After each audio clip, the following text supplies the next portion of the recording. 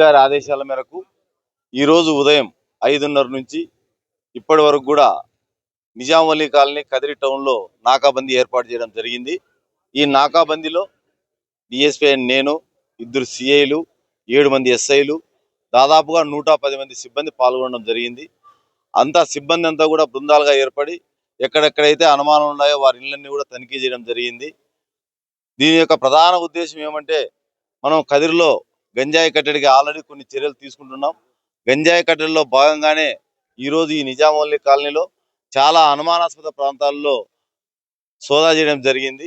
ఈ సోదాల్లో భాగంగా సుమారు 65 వెహికల్స్, రికార్డు లేని 2 వీలర్స్, 15 ఆటోలు, ఒక ట్రాక్టర్ కూడా సీజ్ చేయడం జరిగింది. ఆ రికార్డ్స్ అన్ని కూడా వెరిఫై చేయడం జరుగుతుంది. ముఖ్యంగా ప్రజలకు విజ్ఞప్తి ఏమనగా, అపరిచిత వ్యక్తుల నుంచి ఏదైనా 2 వీలర్స్ కొనడం కానీ లేకపోతే మార్టిగేజ్ కుదవ పెట్టుకోవడం కానీ చేయరాదు. ఎందుకంటే ఆ వెహికల్ వాళ్ళకి ఏ విధంగా వచ్చింది వాళ్ళకి తెలియదు. అందువల్ల ఈ కొన్నవారు ఇబ్బందులకు గురవుతారు. అంతేకాకుండా నిజాంవల్లి కాలనీ వాసులందరికీ తెలియజేయడం ఏమనగా, గంజాయి కొనడం కానీ తాగడం కానీ ఎట్టి పరిస్థితుల్లో చేయరాదు. ఆ విధంగా చేస్తే వారిపై కఠిన చర్యలు తీసుకుంటాం. ఆల్రెడీ కొంతమంది గంజాయి అమ్మేవారి ప్రాంతంలో ఉండారు. వారి మీద ప్రత్యేక నిఘా ఉంటుంది. వారిపై షీట్లు కూడా ఉన్నాయి.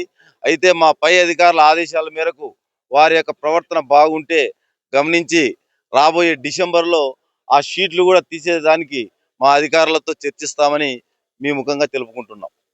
ఏదైనా సరే కోడి పందాలు ఆడకూడదు, జరగకూడదు అనేది మన హైకోర్టు కూడా ఆదేశాలు ఇచ్చింది. మా అధికారులు కూడా స్పష్టమైన ఆదేశాలు ఇచ్చారు.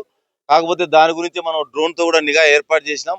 ఈ రోజు నుంచి కూడా కోడి పందాల మీద కానీ, టెంకాయ ఆటల మీద కానీ, గ్యాంబ్లింగ్ మీద కానీ ఈ సంక్రాంతి పండుగ సందర్భంగా ప్రత్యేక నిఘా ఉంచి ఖచ్చితంగా వాటిని అరికట్టే దిశలోనే ఉండాం, అరికట్టి తీరుతాం.